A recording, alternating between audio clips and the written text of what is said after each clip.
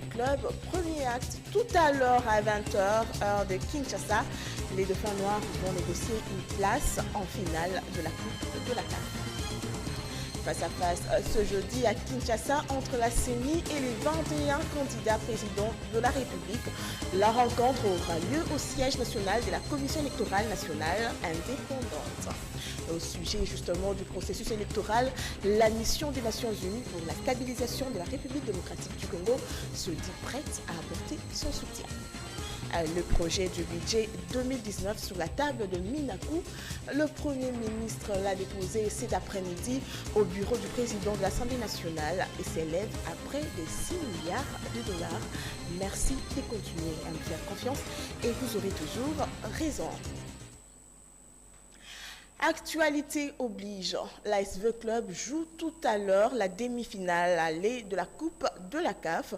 Elle affronte Al Masry d'Égypte. À Kinshasa, les supporters de l'ASV Club espèrent que leur équipe fera un très bon résultat au pays des Pharaons. Ils l'ont dit à Gloria Nseya et Jires Chimanga. Donc nous soutenons l'équipe à 100%. Donc il y a aussi une représentativité du côté Égypte. Donc il y a des ambassadeurs qui vont représenter les enfants là-bas. Alors nous sommes très confiants que l'équipe va faire de merveilles. Oui, on gagne. Nous sommes là. Si on gagne à 2-1, et nous souhaiterons que cette victoire soit certaine. Et c'est ça mon pronostic. Ou alors nous pouvons faire un match nul de 1 partout. Donc mon pronostic c'est 2-1. Aujourd'hui c'est la victoire. C'est notre victoire. C'est la victoire, il y avait c'est vraiment victoire. En tout cas, tu es très sûr parce que tu es biqué 2-0 vraiment sûr. Les gens pourquoi tu es là, tu as beaucoup de ambition, tu es membre, tu es là. Là, vous venez de suivre les images de Kassangoulou. Le club de la capitale peut compter aussi sur ses fans du Congo central. Nos reporters étaient cet après-midi à Kassangoulou et sur place, comme à Kinshasa. Tous espéraient que le protégé des Florent et Ibenge vont trouver la solution pour prendre une sérieuse option pour la qualification. Et revenons à Kinshasa. Où tous les supporters de l'ASV Club espèrent que leur équipe fera un très bon résultat au pays. Reportage. Pour ce match, moi je pense que le club peut faire un match nul ou gagner à l'extérieur. Ça nous fera du bien. Pour nous, si nous avons un match, nous avons espoir que nous gagnions le match et nous la finale. Nous avons un match, nous avons un site, nous avons 2-0. 2-0. Mais nous avons je préfère que mon équipe, qui est de la RDC, puisse gagner. Ça sera une bonne chose et ça sera la fierté de la RDC. Et surtout qu'on est entre guillemets un pays qui ne remporte pas trop de coupes. Mais moi je pense que Vita doit pousser les coups et doit aller plus loin en fait. Et avec l'équipe qu'ils ont et l'équipe, les joueurs qui constituent Vita et les coachs, ça sera une bonne chose en fait. Et moi je pense que la victoire est certaine et on va aller très loin et pourquoi pas remporter la coupe. Sport encore dans l'autre demi-finale, Raja Casablanca a surpris cet après-midi et Nimba du Nigeria battu sur le score d'un but à 0. Les coéquipiers de l'international congolais Lema Mabidi joueront le match retour à domicile dans 3 semaines. Le Premier ministre a déposé ce mercredi le projet de budget 2019 au bureau de l'Assemblée nationale. Ce budget présenté en équilibré en recettes et en dépenses est évalué à 10 milliards de francs congolais, équivalent à près de 6 milliards de dollars américains. Je vous propose de suivre le Premier ministre, le ministre du budget au micro de Gloria Nseya et Eric Kalambay. Comme des traditions, je viens de déposer ces jours au bureau de l'Assemblée nationale le projet de loi de finances de l'exercice 2019 ainsi que celui de la réduction des comptes pour 2017. Pour les détails, je vous demande de patienter et d'attendre la plénière qui sera consacrée à l'examen de ce texte, étant entendu, primeur est réservé à la représentation nationale. Les chiffres qu'on peut vous les donner, c'est 10 milliards, et 10 352,3 milliards de francs congolais. Voilà. En recette comme en dépense, c'est toujours présenté en équilibre. 7 de 21 candidats présidents de la République s'érigent contre la difficulté d'accès à la télévision nationale. Ils appellent aussi la CENI à procéder à l'impression des bulletins de vote papier, un seul vote prescrit par les législateurs. Ils dénoncent aussi l'octroi abusif de certains avantages aux candidats FCC, avec qui pourtant ils doivent avoir le même traitement. Amen Dimwani. Nous, les candidats présidents de la République, protestons énergiquement contre la prise en otage de la RTNC par les pouvoirs en place, faisant de cette institution publique un instrument de propagande des actions d'un seul regroupement politique, en l'occurrence le Front commun pour le Congo. Nous protestons également contre le refus par la RTNC de couvrir et de diffuser les manifestations publiques comme celle-ci.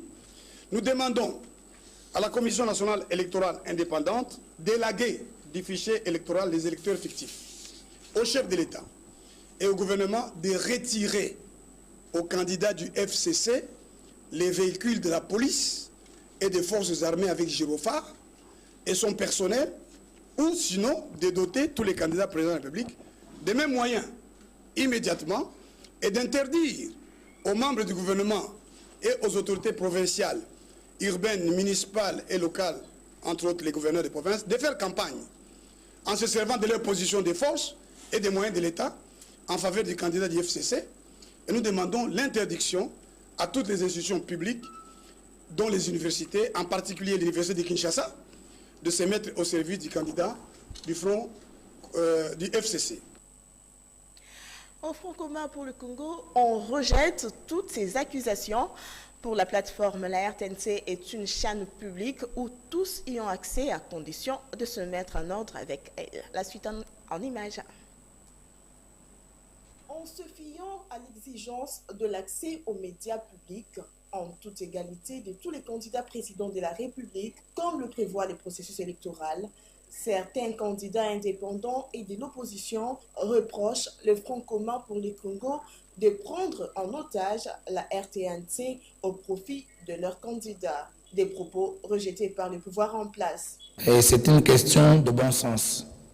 Aujourd'hui, nous sommes dans un parti, nous sommes dans une coalition qui est le Front commun pour le Congo, qui a plusieurs candidats. La RTNC, c'est une chaîne publique. Il est tout à fait normal, il y a une grille tarifaire. Et par rapport à cette grille tarifaire-là, ceux qui ont les moyens payent pour faire passer leurs éléments en temps réel. Tout celui qui est candidat président de la République ou candidat à tout autre niveau électoral a le loisir d'aller, de payer et de faire passer ces éléments. Quel est le candidat qui est parti, qui a payé pour des éléments à diffuser qu'on n'a pas diffusés? Il n'y en a aucun. Donc arrêtons d'aller dans des faux fouillants. Nous, du côté du PPRD, FCC, on s'est organisé pour les élections parce que nous tenons à ce que ces élections-là se réalisent et se réaliseront le 23 décembre. Tout ça, ce sont des faux fouillants de ceux qui sont dans l'impréparation, des gens qui ne sont pas prêts à affronter ces élections. Pour rappel, dans le même registre, le candidat président Seth Kikouni avait déposé en fin septembre un mémorandum au CESAC. Cette institution d'appui à la démocratie avait promis d'enquêter afin de rétablir chacun dans ses droits. Le collectif de 7 candidats présidents de la République aura l'occasion de soumettre ses inquiétudes à l'organe chargé d'organiser les élections en République démocratique du Congo. Ça sera au cours de la rencontre prévue ce jeudi au siège national de la CENI avec tous les 21 candidats présidents de la République. Cette toute première rencontre du genre devra évaluer le processus électoral. Élisée Mafou, vous avez la suite du journal pour évoquer le lancement de la campagne d'activisme contre la violence basée sur le genre. Nous parlerons de l'insécurité dans la ville de Bouma et nous irons au Nigeria pour retrouver Myrthe Ekuba, notre envoyé spécial. Mais on continue d'abord à parler processus électoral. Oui, Anita Tangoudé, bonsoir. Plusieurs questions continuent à diviser la classe politique congolaise à 3 mois seulement des élections. Est-ce possible aujourd'hui de rapprocher les positions des uns des autres pour des élections crédibles et apaisées afin d'éviter les troubles? Après les élections, le peuple n'en a pas besoin. Je vous propose de suivre cet élément.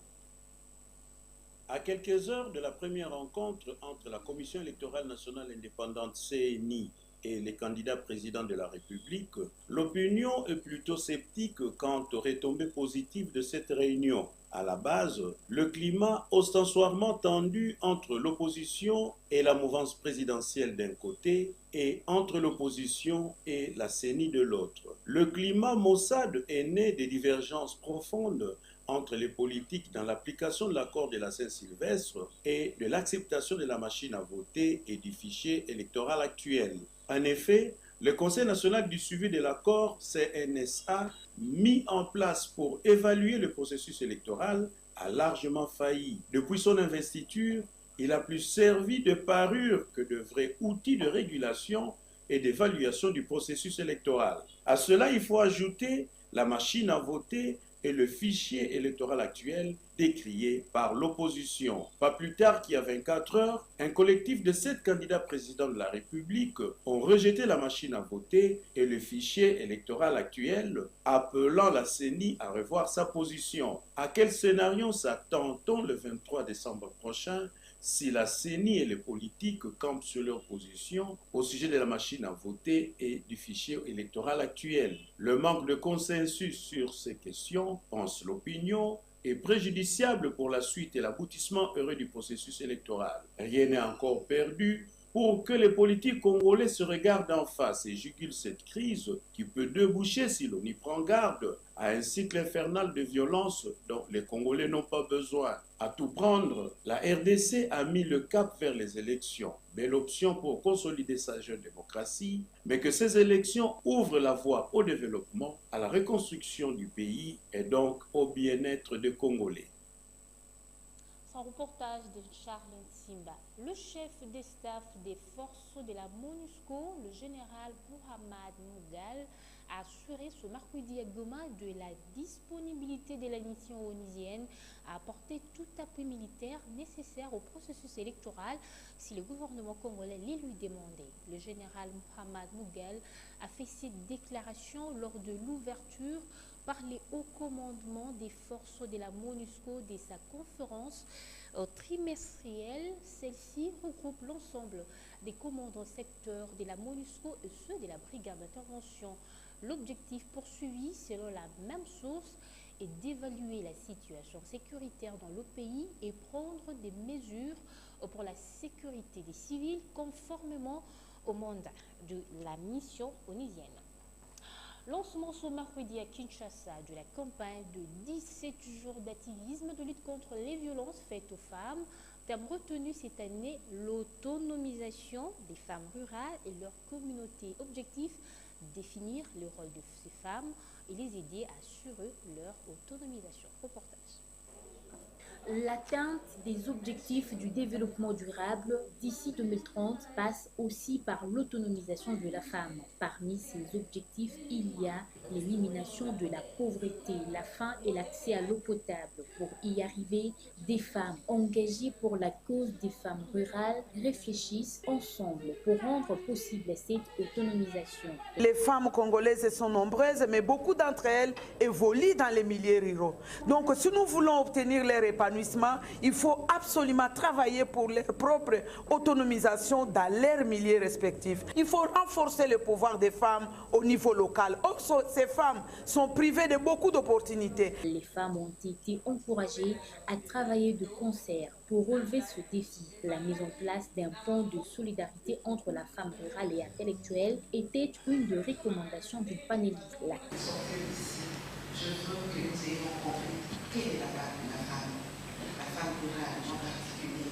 Quels sont les freins? Que devons-nous faire pour que sa condition change, pour que le pays émerge? Parce De leur dire de ne pas baisser les bras, de ne pas douter, de ne pas décourager et de continuer à penser qu'elles ont leurs sœurs, leurs compatriotes qui travaillent étroitement à leur côté. La campagne de 17 jours d'activisme a débuté le 1er octobre. Le calendrier des activités prévoit 2 rencontres et échanges entre les femmes entrepreneurs, experts, praticiennes de développement et celles de la société civile. Tout à fait autre chose, insécurité dans la ville de Boma. Un touriste allemand a été tué par des hommes non autrement identifiés dans cette ville du Congo central. Ce cas du reste déplorable relance le débat sur l'insécurité quasi permanente qui règne dans les principales villes de la République démocratique du Congo. Charles Simba, Jérès Chumak. Des sources concordantes, cet acte macabre se produit non loin du cimetière Kipungu à Boma. L'infortuné était dans sa voiture avec son épouse lorsque ses assaillants l'ont obligé à descendre. C'est en prenant le risque de les affronter qu'un des bandits l'a grièvement blessé à l'aide d'un métal pointu. Des voix, notamment celle d'un élu du coin, se sont levées pour dénoncer ces crimes odieux perpétrés à Boma, une ville jadis connue pour sa paix et son calme légendaire. Vous vous rendez compte qu'un touristique, un Allemand qui arrive chez moi, dans ma ville historique et touristique de Boma, qu'il soit abattu par une balle, c'est très grave. Le peuple Congo, c'est un peuple pacifique. Et cette habitude maintenant de tuer les gens semble un peu étrangère chez nous au Congo central. L'insécurité devient grandissante dans cette partie de la République. Mais vous savez, lorsque les autorités sont tellement concentrées dans leur famille politique, moi je regrette, je respecte bien mon grand frère, le vice-premier ministre en charge de l'Intérieur. Nous ne sentons pas vraiment l'implication vraiment du vice-premier ministre en charge de l'Intérieur concernant l'insécurité et la sécurisation des personnes et de leurs biens. Mais pour que Madame le maire soit forte, il faudra qu'on puisse nous donner des moyens nécessaires. C'est comme ça que moi je parle du ministre de l'Intérieur. Il faut qu'on puisse doter à la police de Boma de moyens de défense, donc de véhicules, et mettre aussi un bon nombre de policiers pour sécuriser cette population. Parti de Kinshasa, le phénomène Kuluna a pratiquement envahi toutes les villes et même les cités du pays. À l'autorité de tout mettre en œuvre pour éradiquer ce phénomène nuisible à la quiétude de la population et dans le cas d'espèce, nuisible au développement du tourisme.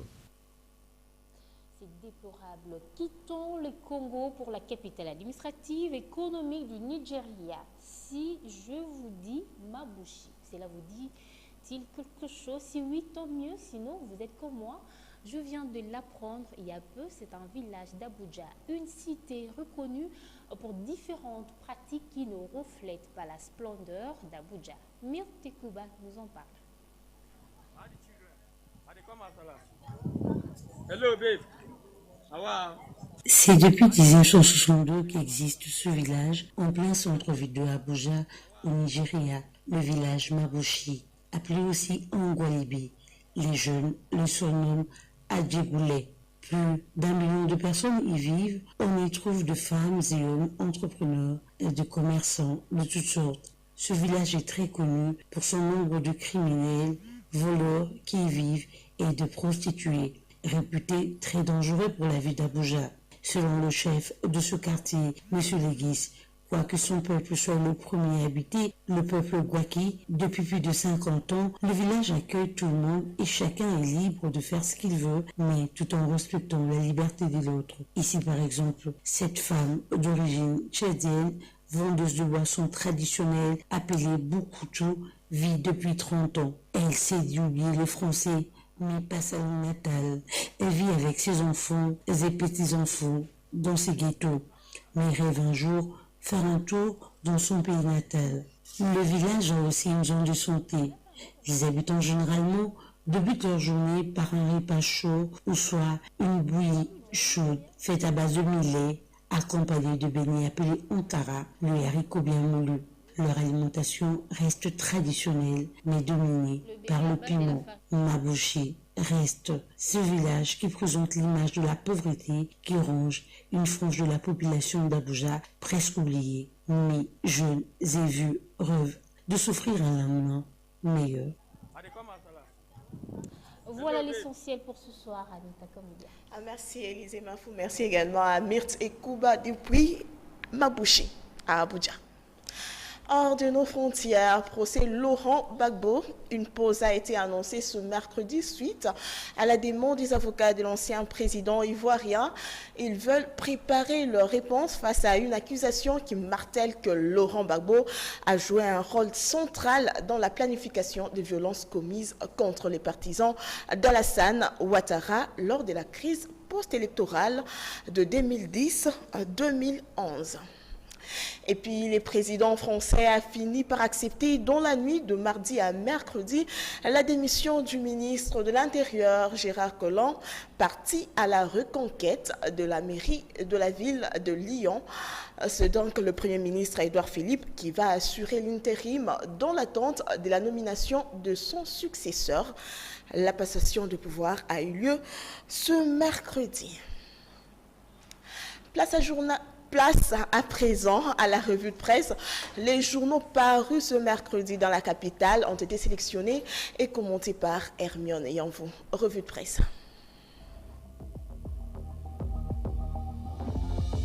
Le processus électoral, encore et toujours avec les 7 candidats qui protestent, demande et exige certains préalables. Géopolis Hebdo cite Marie-Josée Ifokumpuntampunga, Sylvain Maurice Macheke, Théodore Ngoïlunga, Yves Mpunga, Gabriel Mokia, Seth Kikuni Massoudi et Rajabo Tebabou. Les candidats soulèvent des inquiétudes sur le processus électoral en cours en République démocratique du Congo, inquiétudes dues notamment au mode de vote, au non-accès aux médias publics par tous et au traitement illégal des candidats présidents de la République. Ce nouveau bloc de 7 candidats cités par la prospérité propose un palliatif, à savoir des élections avec bulletin papier selon un timing arrêté afin qu'il y ait des élections apaisées et non reportées ce 23 décembre 2018. Parlant de la candidature commune, Forum des As estime que ça se joue entre Félix Tshisekedi et Vital Kamerhe à l'opposition. Selon l'analyse du journal, si Vital Kamerhe l'emporterait côté statut ou l'expérience, mais côté poids sociologique et ancrage du parti dans le pays profond, Tshisekedi a beaucoup plus d'arguments à faire valoir. Le vrai modérateur qui aborde le même sujet estime que dans l'hypothèse d'un consensus entre les deux leaders, les candidats communs de l'opposition devront ensuite s'atteler à élaborer un programme de gouvernement qui conviendrait à tous ses partenaires politiques. Parlant des élections, la prospérité revient sur le rendez-vous entre la CENI et les candidats présidents de la République qui est confirmé pour demain jeudi 4 octobre. Selon le tabloïd, il s'agit de la problématique de la machine à voter ainsi que celle de l'usage du fichier électoral actuel en son état. Toutefois, la CENI appelle l'opinion à positiver et à avoir ce qui marche plutôt que d'insister sur ce qui coince. La caricature de Forum des As boucle notre revue de presse. Voilà, à cause du demi-terrain que pratiquent les taxibus, nous sommes obligés de marcher jusqu'à l'arrêt suivant. Le peu d'argent qui nous reste nous permettra de payer la dernière partie du trajet. C'est tout pour ce soir. Voilà, c'est la fin de cette édition. Merci, mesdames, messieurs, de votre fidélité et très bonne suite de nos programmes sur nos antennes. Au revoir.